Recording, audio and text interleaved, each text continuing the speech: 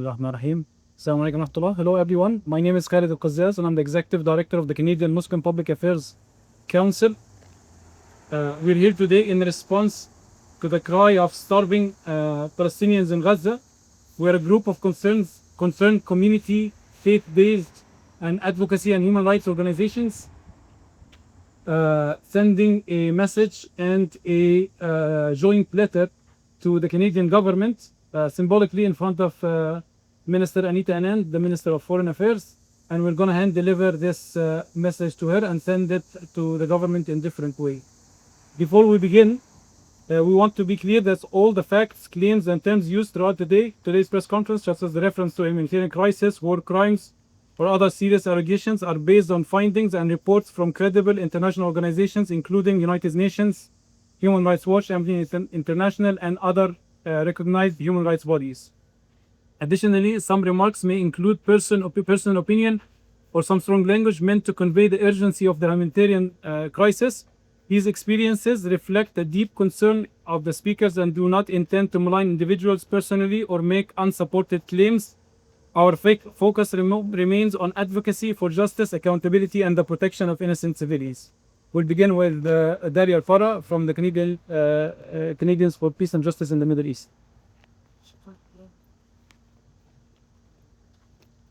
Good morning. My name is Aliya Fadra. I'm part of the Canadians for Justice and Peace in the Middle East, CJPNE.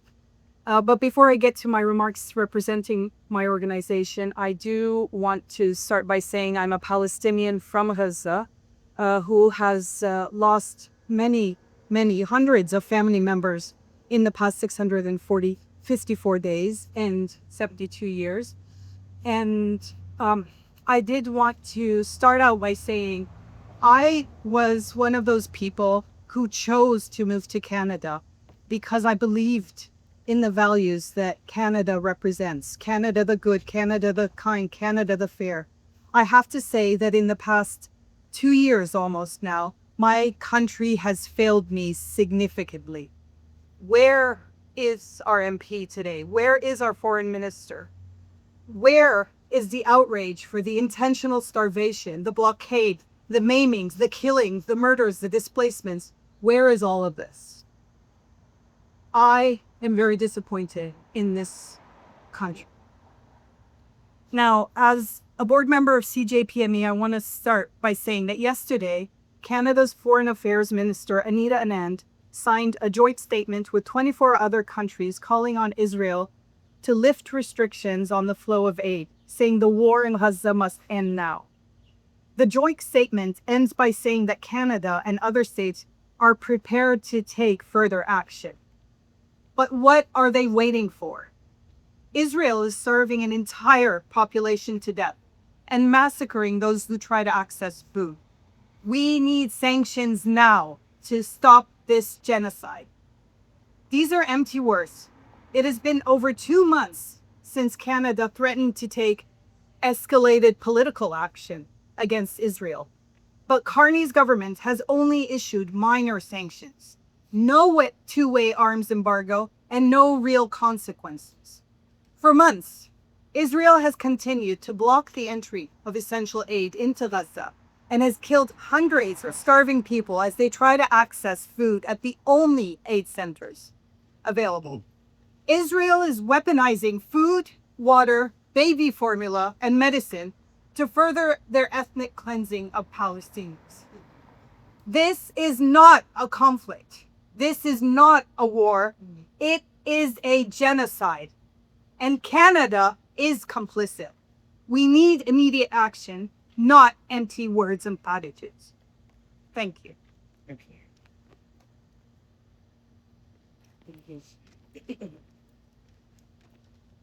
Hello, everybody. My name is Dr. Aliya Khan, and I am a board member of the Union of Medical Care and Relief Organizations, and we provide relief in war zones. I personally have traveled to the West Bank and have seen the brutal occupation that the Palestinian people have been suffering over the past 75 years. Over the past 21 months, we have witnessed Israel's war of extermination with mass slaughter of the Palestinian people, as well as the bombing and complete destruction of all the universities, schools, mosques, churches, and hospitals in Gaza. All the water wells, including the Canada well, and all sanitation facilities have been destroyed. All olive groves, farmland, and farm animals have been completely destroyed. Healthcare workers and journalists have been specifically targeted, tortured, and murdered. On March the 2nd, Israel imposed a complete ban on the entry of food, water, and medical aid to Gaza. Even baby formula was banned, and we are seeing babies and children being starved to death. This is inhumane, this is barbaric, and cannot be allowed to continue in a civilized world. Starving Palestinians are now collapsing in the street, and they are dying of hunger and dehydration. This is a medical emergency. We cannot allow this to continue for more than a day or two. Over the next 5 days alone, more than 550 Palestinians have been killed in Gaza, according to the Ministry of Health figures. The confirmed death toll since the beginning of this war of extermination has now reached more than 60,000. And this is a vast undercount, as it does not include those buried under the rubble. And the true death toll has been estimated to be more than 300,000. And remember that more than half of this death toll is accounted for by children. Over the past 2 months, more than 1,000 Palestinians have been killed desperately trying to obtain food at one of these Gaza Humanitarian Foundation sites, which are in fact militarized zones where civilians are shot at by US and Israeli soldiers as they desperately try to obtain food and water. Palestinians have no choice but to starve to death or risk their life at these so-called aid distribution centers. Philip Lazzarini, the head of the United Nations Relief and Works Agency for Palestine Refugees, UNRWA, that used to help oversee aid distribution in Gaza before Israel imposed its blockade and barred independent organizations, said on social media that this crisis is all man-made, in total impunity. Lazzarini posted, "Food is available only a few kilometers away. UNRWA alone has enough stock available outside of Gaza for the entire population for the next 3 months. We have not been allowed to bring in any aid since March the 2nd. The hospitals in Gaza no longer have any food for the patients and have run out of medical supplies. The Rantizi Hospital has hundreds of sick children with no food to feed them in the hospital. These are unacceptable war crimes, and Israel's war of extermination must end now. We demand Canada take action with like-minded nations and the United Nations on behalf of the defenseless civilians, half of whom are children in Gaza. We demand the deployment of an international peacekeeping force in Gaza with urgent and immediate delivery of food, water, and medical aid. And this must be led by the UN. And there must be an immediate end to the ongoing bombing of the civilian population of Gaza. We must immediately allow the thousands of trucks waiting outside the border into Gaza. The Gaza Humanitarian Foundation uses aid as an opportunity to shoot and kill more civilians and has been described as a death trap by Francesca Albanese, the UN rapporteur. This must be immediately replaced by delivery of food by the United Nations and through Canadian medical relief organizations with good standing. Thank you.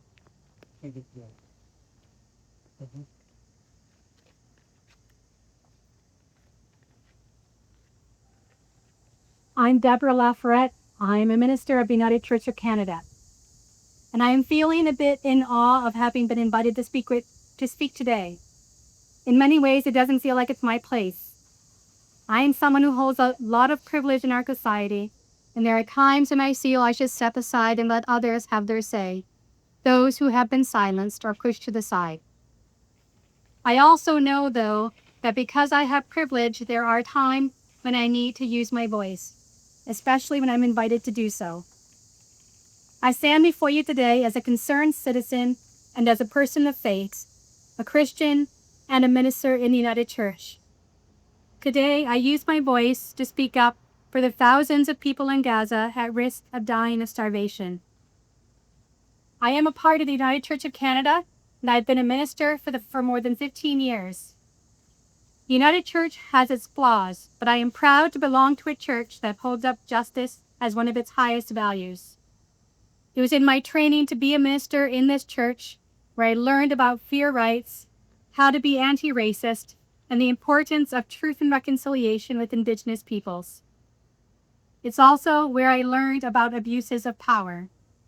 The Christian church has too often abused its power, both historically and in the present.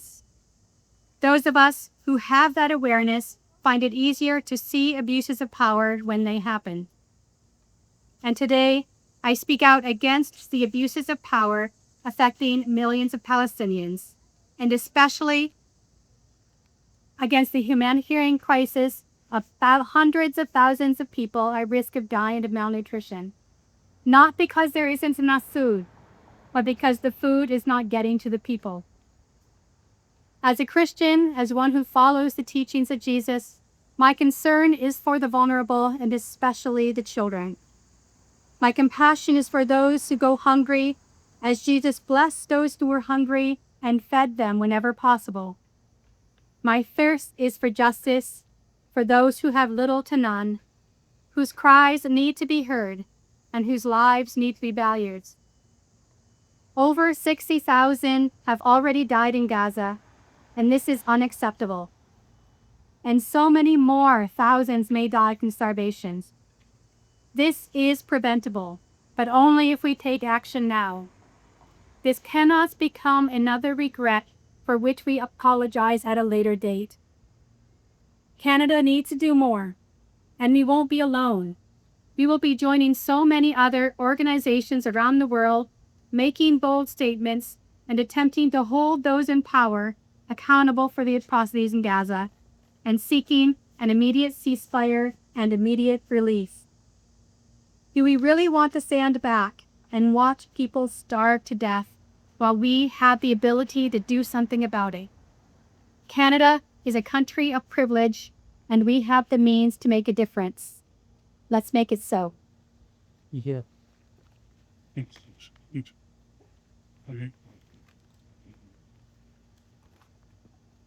Hello, everyone. My name is Rania Lawendy, and I am the CEO for Action for Humanity Canada. Our organization is actively working on the ground in Gaza right now. We have offices in Gaza, in Ramallah, and in Jerusalem. This is not theoretical for us. We operate camps for displaced families, we deliver food and medicine, and we speak daily to our colleagues and partners who are living this nightmare in real time. Whatever you see in your newsreel, whatever you see on social media, it is a drop in the bucket of what they are experiencing on a daily basis. Gaza is officially in an IPC level 5. This is the final catastrophic phase of hunger. Let me tell you about Camp 5 in Deir el-Balah. 48 hours ago, it was home to hundreds of displaced families. Today, it is empty. After yesterday's evacuation order, the residents fled on foot, carrying what few possessions they could. One of our local staff told us a grandmother walked 2 kilometers through the sand and the debris with a child in each arm. Imagine that, a grandmother, not knowing where they would sleep that night, not knowing where they would get a meal. In Camp 3, families couldn't evacuate because their tents were fixed to the ground. We later learned that the women and children had been relocated under the cover of night. Families are struggling to contact each other, and they have been split up. They're not able to see their loved ones or even see if they're safe. The signal is down. People are not able to communicate, and people tell us that they are living through hell. And then there is Lena, a 6-month-old baby girl, born underweight and fully reliant on formula. Why? Because her mother is too malnourished to breastfeed. The few tins that they had were rationed to last a month. They were gone in 5 days. Her family is now out of options. What do you think is going to happen to Lena, which has happened to thousands of Gazans, being starved to death? One of our colleagues shared that the story of a woman, her name is Rania, similar to mine, who gave birth alone in a tent, no anesthesia, no antibiotics, no water. She was discharged within hours, bleeding, carrying her newborn in one hand and only her bag in another, not knowing if she or her baby will survive. Despite these challenges, Action for Humanity and many other orgs continue to operate some of the largest humanitarian programs in Gaza. 5 displacement camps, with Hope Camp 3, 4, and 5 now under the threat of evacuation due to the fighting and Israeli on-site. Emergency food assistance reaching tens of thousands of people each week through our kitchens. Support for mothers and newborns through reproductive and maternal health interventions, and safe water systems and sanitation infrastructure in areas where waterborne disease is everywhere. Child protection and mental health services for traumatized families, but that is all at risk. We are not just an NGO sending aid from afar. We are present, trusted, and active, led by Palestinian staff who are risking their lives to serve their communities daily. This is not a humanitarian crisis caused by natural disaster, as you heard from my colleagues. It is engineered, and it is the systematic denial of food, water, and medicine. Over 500,000 people face catastrophic hunger and death. More than 71,000 children under 5 urgently need treatment for acute malnutrition. Nearly 17,000 pregnant and breastfeeding women are at risk. The aid is there. As Dr. Aliya said, UNRWA says food is stockpiled but cannot get in. We ourselves have our own trucks waiting to get in. And I'm giving this direct appeal as a humanitarian. Prime Minister Karni, Minister Anand, this is the moment for moral clarity. Enough is enough. We ask you to demand, and we demand the full immediate opening of all crossings into Gaza. There is no reason that we cannot get aid in, except for Canada not speaking out, as well as other countries, and not just speaking out, taking action. We are saying that we need to ensure that the aid is delivered through neutral, experienced humanitarian actors like UNRWA, the WFP, and ICRC. We reject any model of aid distribution that facilitates forced displacement or reinforces occupation, as we have been seeing that has been happening in Gaza now. And we publicly call for an immediate and permanent ceasefire to protect civilians, aid workers, and the integrity of humanitarian relief. Action for Humanity will continue to serve on the ground, but no NGO can outpace a famine designed and enacted as policy. No field hospital can compete with an airstrike. There's a need for Canada to lead with the values it claims it stands for. Gaza's children don't need our tears or our words. They need us to act. Thank you. Thank you, sir. Spain. My name is Soukaina Mohamed, and I'm with the Palestinian Youth Movement Toronto chapter. It is day 654 of Israel's genocide in Gaza. And the situation is beyond describable with words. Famine and mass starvation have reached unprecedented levels, with a surge in preventable deaths caused by malnutrition, exhaustion, hunger, and sheer fatigue under the weight of constant bombardment. This humanitarian catastrophe in Gaza is deliberate. Palestinians are starving for one reason and one reason only: Israel's siege, backed fully by Canada, the US, and their allies. For nearly 2 years, we have urged the government of Canada to take immediate action to stop this atrocity, to uphold international law, to halt the flow of weapons to Israel, and to end the ongoing genocide that has killed nearly 200,000 Palestinians. For nearly 2 years, Canada has refused to acknowledge the genocide, lied about implementing an arms embargo, and doubled down on its unwavering support for the state of Israel. Now, Gaza has reached a breaking point. Israel's genocide of Palestinians deploys not just bombs, but it manipulates so-called aid. Under the Gaza Humanitarian Foundation, GHF, a US-Israeli private relief initiative run by mercenaries, militarized distribution zones, ringed by tanks and snipers, have become lethal human traps. Since May, GHS sites have been scenes of mass shootings, with nearly 800 Palestinians killed and nearly 5,000 wounded. As Minister of Foreign Affairs, Anita Anand has refused to listen to us, despite months of the masses calling, emailing, sending petitions, protesting, and public outcry. Yesterday, Anita Anand released a statement undersigned by 25 other Western nations stating that they are prepared to take further action against Israel. But what are they waiting for? Since she's assumed the role of foreign minister, this is what we've seen of Anita. Make statements, but refuse to take any action.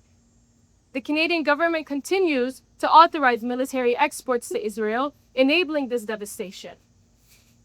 Every day, Israel is using Canadian-made artillery and F-35 fighter jets, Apache attack helicopters, and Elbit drones made with Canadian parts and technology to murder Palestinians. Anita Anand and the Canadian government are not neutral. They are complicit. While official statements claimed a pause in weapons exports, government documents revealed that in 2024, at least $18.9 million in military goods were shipped to Israel, with $37.2 million in new permits approved to be sent to Israel in February 2025. As Minister of Foreign Affairs, Anita Anand owes the Canadian public more than just words. To end this humanitarian disaster in Gaza, Canada must stop enabling the genocide of Palestinians by implementing a complete two-way arms embargo, putting sanctions, and ending the unconditional political and diplomatic cover for Israel. Thank you.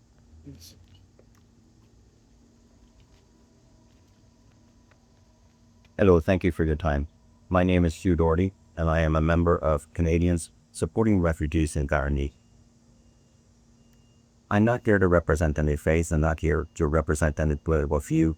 I'm here to represent the average person that is concerned about humanity, concerned about the world that we have today.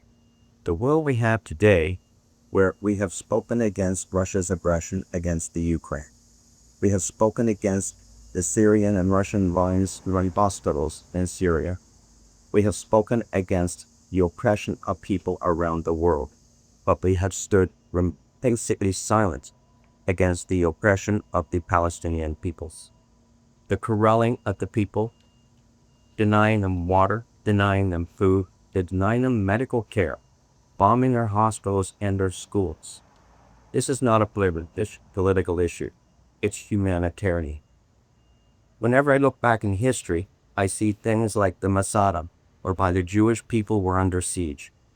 I ask them to look in their hearts today, and I ask the people, especially the Israelis and those that follow Zion, to look at themselves in the view of how God will see us today, how we have turned our history around and done exactly the same thing.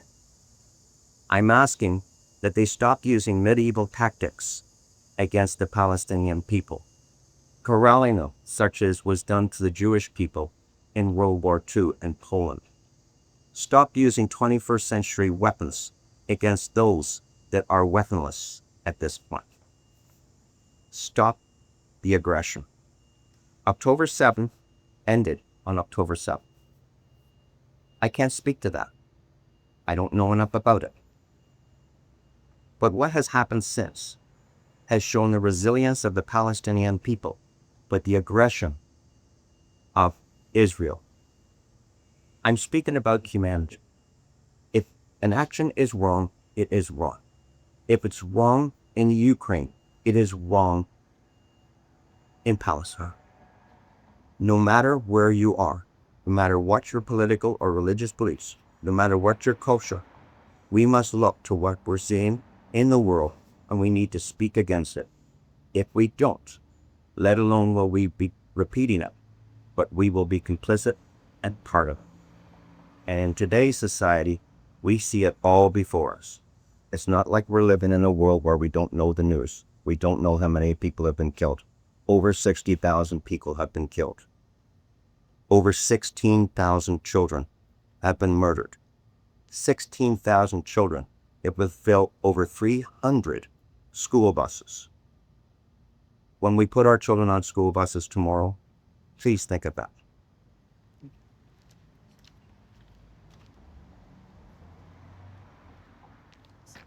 My name is Tsabar. I'm with Independent Jewish Voices.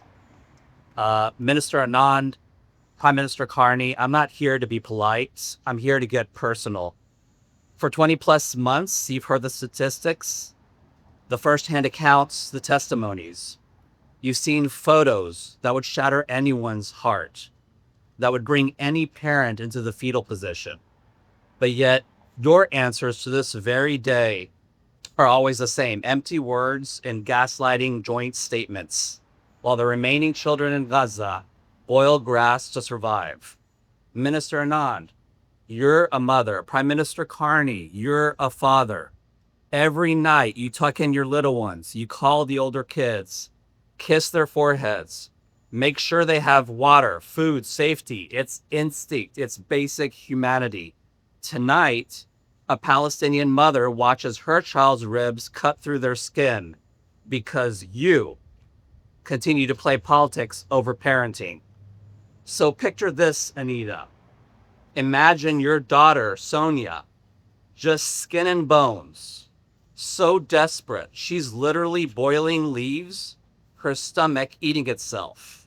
Mark, imagine your daughter, Cleo, screaming for surgery while there's no anesthesia because you blocked the medications at the border. Picture your daughter, Tess, Mark, dying of dehydration while trucks of water sit stalled at the border you refuse to open. Picture your daughter, Kashia's school flattened, her hospital rubble, and being repeatedly told it's self-defense. And Minister Anand, picture your dogs, Zeke, Abibel, Callaway, wounded, starving, abandoned in the rubble. No shelter, no rescue, no food, no mercy. This is the reality you sanction. Can you see it? Can you feel it? If this feels too extreme, ask yourself, why do Palestinian children deserve less protection than your own? We're not debating geopolitics. We're asking you to be parents. Enough excuses. It's complicated? No, it's simple. Children are starving, feed them. We're working diplomatically. Children don't have time for your diplomatic theater. There are two sides. There are no two sides to genocide or to the systematic use of starvation to ethnically cleanse an entire population. You literally hold the reins. Pick up the phone now. Demand the border crossings open now. Fund UNRWA and the World Food Program unconditionally now. Call for an arms embargo that actually means something now. When history writes this chapter, and rest assured it will, when your children ask what you did as Gaza was starved, what will you say, Anita? Will you admit that you cowered before a racist pro-Israel lobby? Will you admit that you were just mindlessly parroting the absolutely insane demands of my people, a people who have long lost their way, a people who today can no longer even recognize what humanity and decency look like? Or will you say that today, on July 22nd, 2025, you remember that leadership means protecting the most vulnerable, no matter who they are, no matter where they're born. The choice is yours. And every hour you delay, another child's light goes out.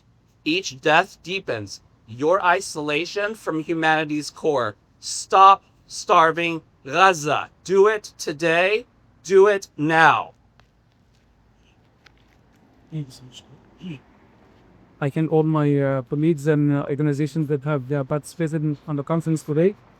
And there are actually over hundreds of organizations have signed this joint letter, and it's going to be sent to the Prime Minister's office and Senator Anand's office tomorrow. We also have general public, over 10,000 people have sent emails with the same demands of saving the Palestinian children. And I want to wrap up by just summarizing the list of demands that are shared on the joint letter. And the demands basically say, Canadian organizations committed to human rights, humanitarian protection, and global justice, we call on the Canadian government to act immediately by demanding the immediate and unhindered delivery of humanitarian aid into Gaza.